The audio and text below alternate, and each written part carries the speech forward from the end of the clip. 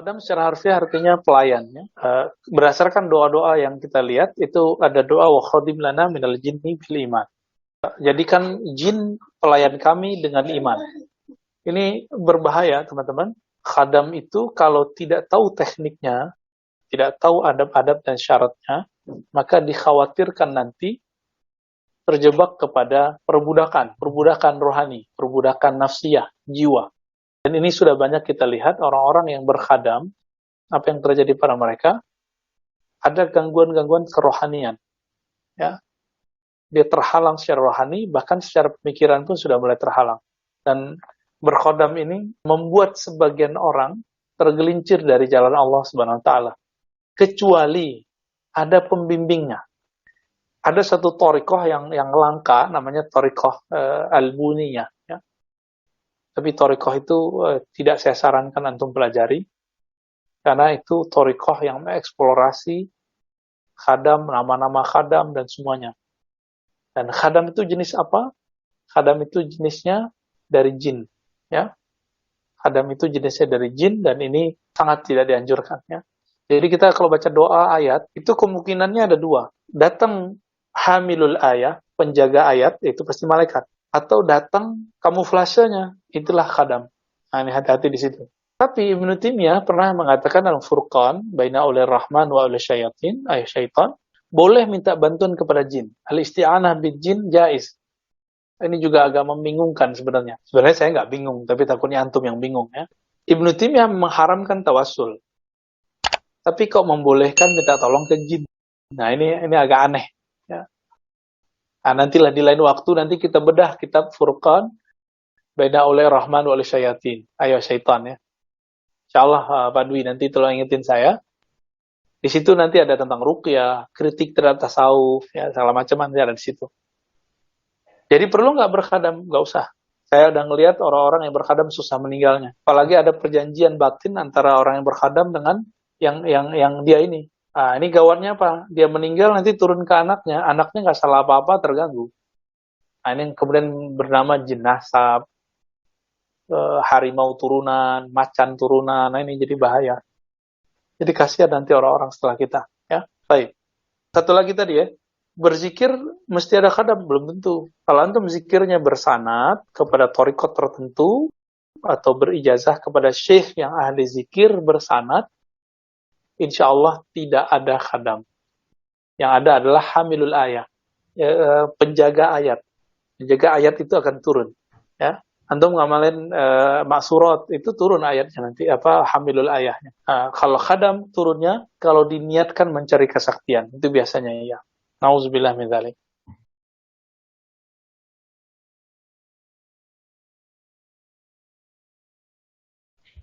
Pertanyaannya harus diluruskan ya. Sama semua ilmu hadis, ilmu tafsir, ilmu fiqih, ilmu ini semuanya bersumber dari Nabi. Tapi kita nggak boleh bilang, apakah Nabi menguasai ilmu hadis? Loh hadis itu dari beliau. Apakah Nabi menguasai ilmu tafsir? Ya ilmu tafsir kan dari beliau. Apakah Nabi berfikih? Ya fikih itu dari beliau. Tapi di masa beliau, ilmu-ilmu ini belum ada namanya. Tapi barangnya sudah ada. Jadi yang tepat, apakah tasawuf bersumber dari Rasulullah? Itu yang tepat pertanyaan. Jawabannya ya, bahwa tasawuf yang sahih bersumber dari Rasulullah.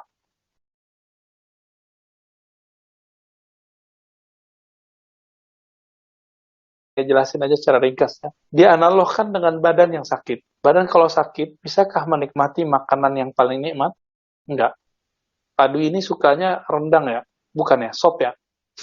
Rendang, Sob. Oh, rendang ya. Kalau lagi sariawan, itu bisa menikmati rendang nggak? Nggak bisa. Maka kalau kolbu kita lagi sariawan, itu nggak bisa menikmati zikir. Harus diobatin dulu. Obatnya zikir namanya taubat. Jadi, taubat itu, kalau selama ini kan kita kalau taubat, istighfar cuma dari dosa zahir. Coba mulai pagi ini, siang ini, kita berzikir, memperbaiki kolbu dulu. Jadi kita tobatkan dulu kolbunya. Kolbunya ada sifat apa aja nih? Sombong, nah itu dibenerin dulu. Pernah nggak terbersit merasa lebih mulia dari orang? Nah ini harus diistighfarkan. Pernahkah terbersit bahwa kita benci sama orang, kesal sama orang, iri sama orang? Dan yang paling parah adalah lalai kepada Allah. Nah, semua itu harus diistighfarkan. Inilah obatan untuk qalbi. Kalau sudah diistighfarkan, baru nanti dia bisa masuk ke ranah zikrullah. Baru dia bisa menikmati zikir. Nah, jadi teman-teman, itu lebih kurang indikator kalau kalbu kita lagi sakit, dan lebih kurang itulah caranya. Wallahu ta'ala a'lam bishawab.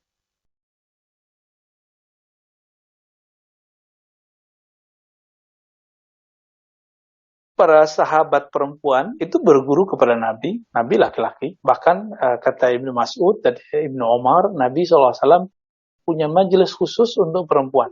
Itu di Sahih Bukhari, di Kitabul Ilm, di bab ilmu, itu ada bab tentang bahwa para perempuan, para nisa, itu punya khusus. Jangankan itu, dulu kan belum ada mikrofon. Walaupun Nabi diizinkan Allah suaranya terdengar kemana-mana, tapi beliau setelah berceramah, berkhutbah di depan para laki-laki, itu beliau mengkhususkan lagi khutbah untuk perempuan.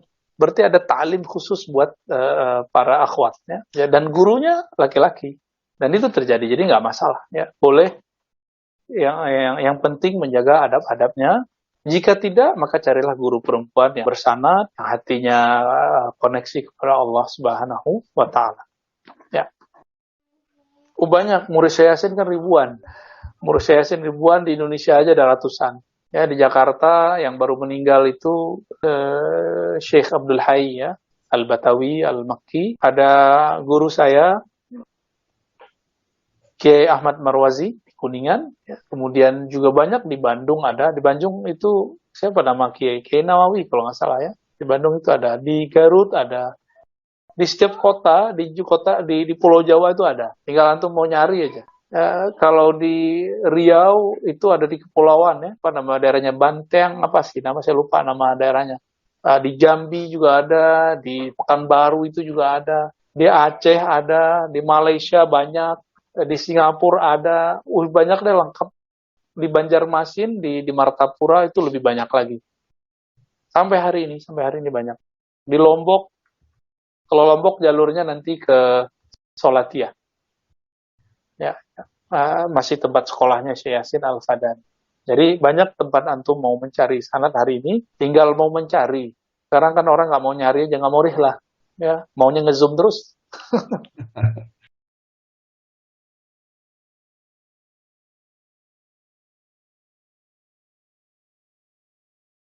Man arafa nafsahu faqad arafa rabbahu. Siapa yang mengenal dirinya, kenal Rabb. Itu bukan hadis Nabi secara ilmu hadis, tapi dari Al-Imam Yahya bin Mu'az Ar-Razi. Beliau seorang wali di masa dahulu, tapi juga seorang ahli hadis. Kalam beliau terkenal, itu man arafa nafsahu, siapa yang kenal dirinya, kenal Rabbnya. Nah, belakangan oleh Imam Ibnu Qudamah Al-Maqdisi, beliau meringkas kitab Ibnul Jauzi dari ringkasan Ihya Ulumuddin. Itu diganti redaksinya. Man arafa qalbahu arafa rabbahu. Siapa yang mengenal kalbunya, maka dia mengenal Rabbnya. Maka sebaliknya, yang tidak mengenal dirinya, maka tidak mengenal Allah, maka fasada qalbuhu. Maka rusaklah kalbunya. Jadi kalau di dalam kalbu ini nggak ada ma'rifat, ma'rifat itu makanannya ruh kita. Kalau ruh kita nggak dikasih makan ini, maka dia kesepian, dia kurus, nanti rusaknya sampai ke kolbu, rusak sampai ke akal pikiran. Lebih kurang itu maksud dari kalam Syekh Muhammad Saleh, ya. Allah Ta'ala alam.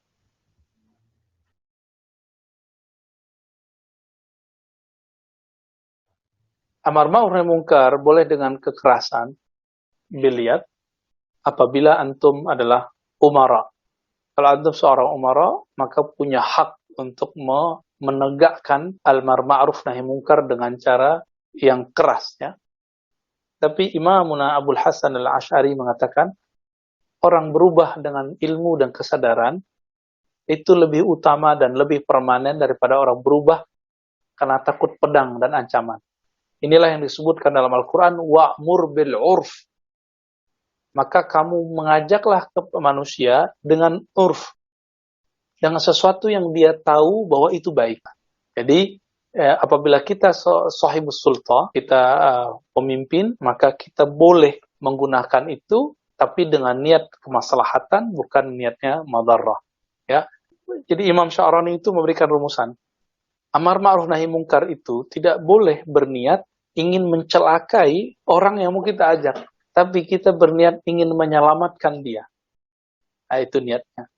Jika itu, maka antum boleh jika seorang pemimpin bersikap tegas. Ya. Tafadhal. Ya, wallahu a'lam.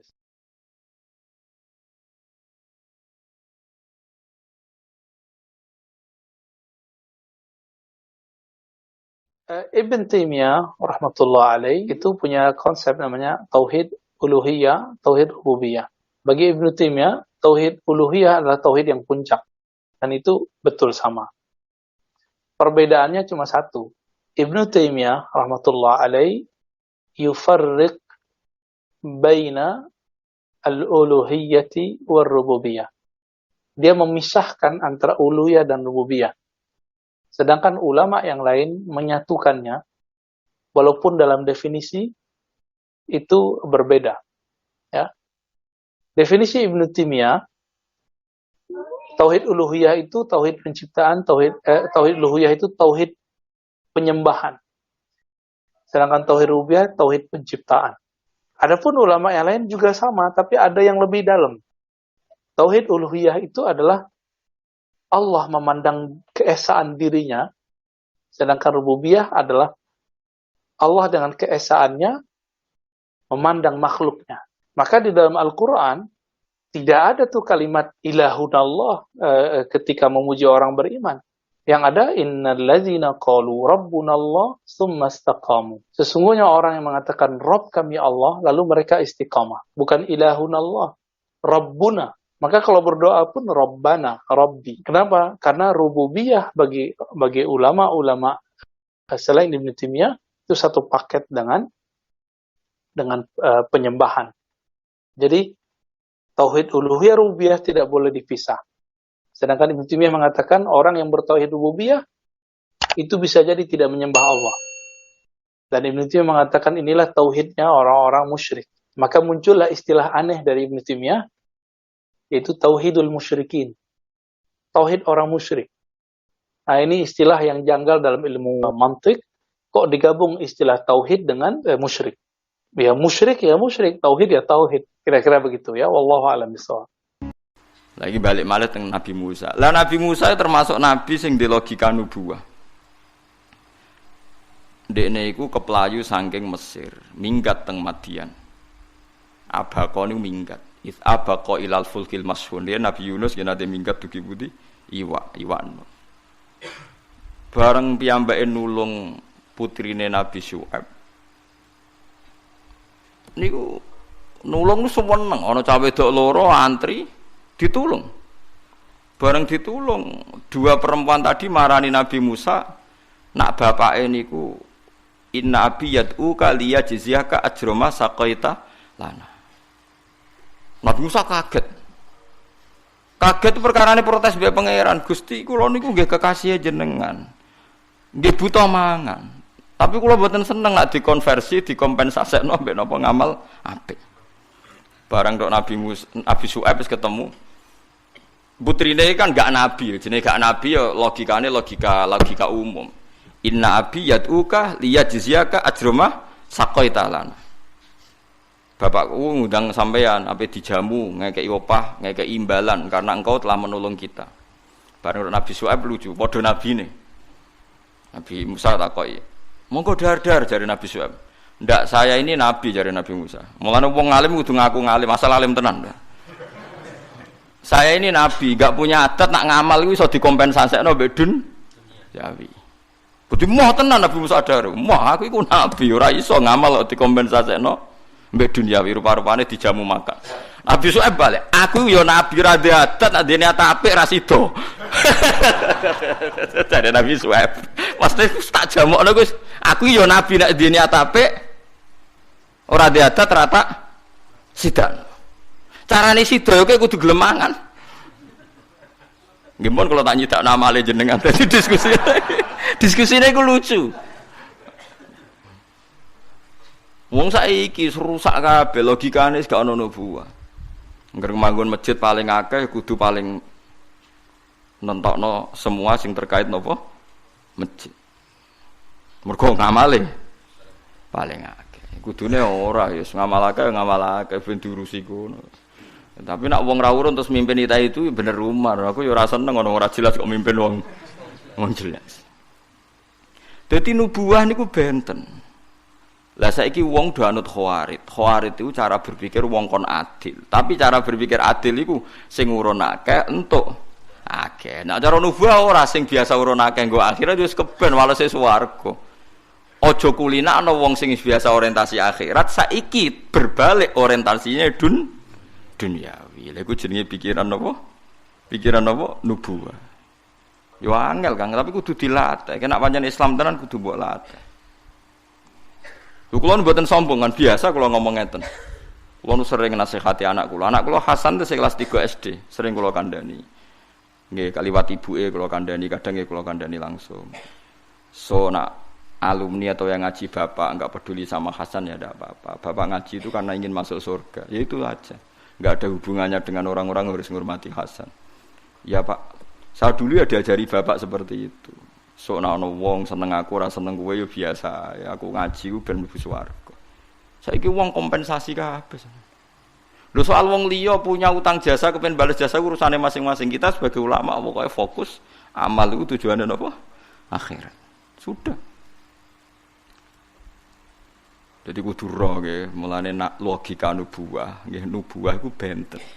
Nggih, logika nubuwah iku benten mbek LSM. Nggih benten mbek tiyang napa? Tiyang napa? Khawar. Mulane Nabi kon milih nalika Jibril niku rawuh teng Nabi Muhammad aku diutus pangeran ke kon milih dadi raja sing dadi rasul utawa dadi abet dadi budak sing nabi. Terus Nabi milih aku seneng dadi budak tapi nabi timbang raja tapi napa rasul. Kenapa ulama-ulama meneliti? Andai kan Nabi jadi raja dan kemudian Islam sukses, paling orang akan mengira suksesnya itu karena sistem kerajaan. Lainnya Nabi Sulaiman jadi Nabi rasuwe, mereka mimpinnya nganggo kerajaan. Orang kuat suwe kan, gaya tok, tapi ra kuat suwe. Mereka sing nurut itu gremeng, sing dikongkon itu gremeng. Perkaraane nurut perkara kalah napa kekuasaan. Lan akhirnya Nabi Sulaiman ra iso ngendhalekno kerajaane mengke wonten teng crita mriki Rabbi habli mulkal la yambaghi li ahadim min ba'di innaka antal. Sulaiman niku tau darani gendeng bareng. Di Sulaiman nabi niku. Dadi critane ngeten, Sulaiman niku gadah bojo kathah. Terkenale pira Mus? 1000 jare lak gilire 3 tahun pisan. Mergo nak setahun kan 300 widak. Lah nak 1000 berarti ketemu bojo iku per berapa? 3 tahun. Tapi ana sing bantah. Lah nek sedina 100 lho kok roh. Tenane kok bakal.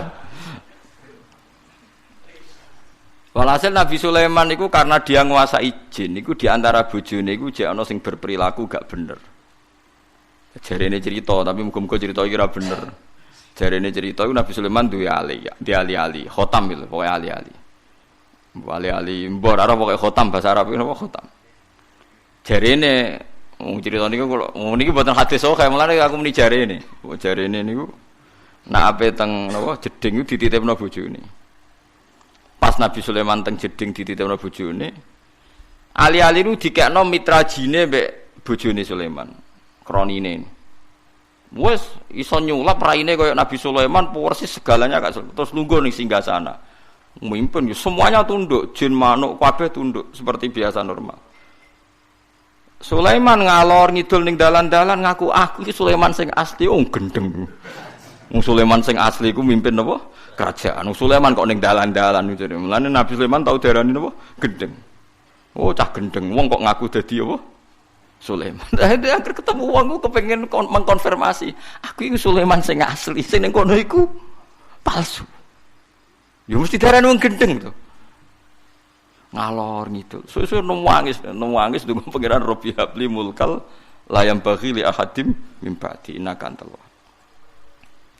Sebab ceritane walhasil karena Sulaiman wis tobat balik iso balikno ning napa kerajaan. Dadi mimpin jin iku repot. Lan terus kiai-kiai pesen kowe alim lah nek di khodam jin iku aja mergo jin iku tetep ngakali. Nah, cara wong kuno jare nak bapak era kuat, kadang anak era kuat. Lho kula nu anak kiai, Kang putune kiai ngerti tenan lho alam jin. Wong ngeri tenan.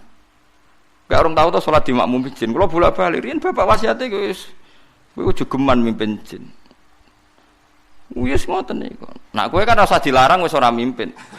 Penak malah wong ora usah dilarang wis gak tahu bersentuhan ambek alam napa? Alam gaib. Terus Nabi Sulaiman akhirnya ya diakali mbek setan. Diakali ning ngeten. Ketika Sulaiman iso naklokno beberapa hewan, beberapa kewan macam setan sekalipun. Niku setan nu gawe mantra, bareng gawe mantra di dokumen terus didadekno buku. Cara saiki primbon lah. Terus dipendem ning ngisore kursi singgasanane sinten? Sulaiman.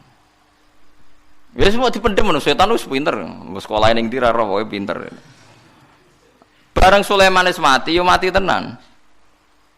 Setan itu menciptakan satu isu. Nak Sulaiman pinter ngono, iku mergo duwe buku panduan sing dikarang setan. Dibongkar mbek wong-wong, terus wong menomokno donga sihir. Lah donga iku nak dilakoni ya iso tenan, iso koyo sulapan.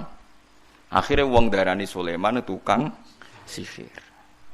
Nyoro Nabi Sulaiman. Akhirnya Nabi Muhammad ikut dipertaruhno gara-gara Nabi Sulaiman. Yaiku Nabi Muhammad tahu cerita di depan umum nak Sulaiman ku nabi.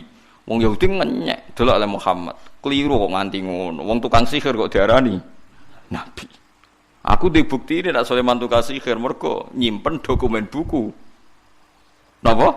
Sihir. Terus ana ayat wattaba'u matatlu syayatinu ala mulki Sulaiman. Wong-wong sing diwaca buku sihir sebenarnya karangane setan. Matatlu syayatinu ala mulki Sulaiman. Semestine wa maka faro Sulaimanu walakin nasyayatina kafaru yu'allimunan nasas sihir. Mergo buku sihir diselundupno seakan-akan karangane sinten? Sulaiman. Dadi riset rekayasa wis ana Kang buku sihir kok dinisbatno seakan-akan karangane sinten? Sulaiman.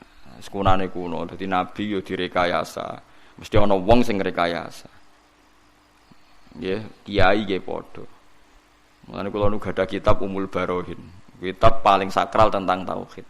Iku riyen niku teng kitab-kitab kuno iku tau ditadlis. Ditadlis iku ning tengah-tengah ujug-ujug ku ana keterangan carane njimak bojone kuat. Yo bangkune kitab Ma'irot tak iso. Padahal kitab apik. Yus ngono, mulai dhisik ku ana tadlis. Napa jenenge napa? Tadlis. Mulane anggere ana kitab-kitab wong sufi kok gak mutawatir iku tadlisus zanadiqah. Iku diblekno ana paham napa? Zindik. Iku ora tau roh kaya permainan nganti ngono. Mane wong alim-alim kudu konsensus. Mergo nek ora konsensus kuwatire ana paham sing napa di tadlis. Tadlis ku diblesekno, disusup. Wah, jadi mulane roh kudu. Mergo riyen Nabi Sulaiman wae tau ngalami ngoten. Sampai ana ayat wa maka faro Sulaimanu walakin nasyayati nakafaru yu'allimunan nasas sihr. Paham gitu. Jadi ngono. Akhirnya Nabi Muhammad ngekeki penjelasan tiyang Yahudi, hakikate Sulaiman iku gak tukang sihir. Tapi ana dokumen sihir sing dikarang setan didakok. Kursine sinten? Sulaiman. Sehingga ketika Sulaiman mati, pura-pura ditemukan donga napa? Sihir. Terus itu dinisbatkan, dianggap karangane sinten? Sulaiman. Nah, mulane terus Nabi Muhammad nate nangket jin ifrit teng Madinah.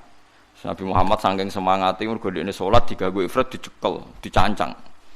Nabi ku ya lucu, tujuane sitok, tak cancang sesuk ben digo dolanan cah cilik-cilik Madinah. Mulane jari ulama ndolakno cah cilik iku sunat. Mergo Nabi tau nyekel ifrit ku niate ben sesuk digo dolanan cah cilik-cilik. Paham nggih? Maksudnya kan ya enak gak usah bayar untuk dolanan. Wis dicekel dicancang wae Nabi, dicancang teng kene Pak napa saka masjid napa? Madinah. Nabi tujuane yal abu bi hilmanu ahli Madinah ben sesuk digo dolanan cah cilik-cilik. Mulane kan cah cilik udah keidolanan zaman pleter ngaji kanthi bocah wedi. Wae ngaji yo ngaji, wae dolanan ngene apa? Dolanan wae jajan yo jajan. Aja cah cilik kon irit. Aneh-aneh. Sekolah ora seneng ajaran ngoten, ajaran sesat itu. Bapak era irit tuh anake kono apa? Aneh-aneh. Cah cilik boros iku barokah kanggo bakule, kanggo kancane. Wes. Cara salah ra dosa wong cah cilik. Lah sing tuwek. Aneh-aneh. Nak dolim aja nemen-nemen. Wong Nabi wis seneng nyekel ifrit perkara jare yal abu bihi hilmanu ahli Madinah. Bin dolanan cah cilik-cilik bareng dicekel fa zakartu qaula akhi Sulaiman. Aku eling dongane dulurku Sulaiman, Rabbi habli mulkal layam baghi li ahadim min ba'di. Aku eling carane Nabi Sulaiman kepengin di kerajaan yang enggak tersaingi oleh orang setelahnya. Padahal menguasai jin itu bagian dari tradisi sinten Sulaiman. Akhirnya ifrite dicollo be Nabi. Wah, iki khase Sulaiman. Dan dekne enggak ingin disamai. Nah aku nguasai rak menyamai sinten Sulaiman terus dicolno be.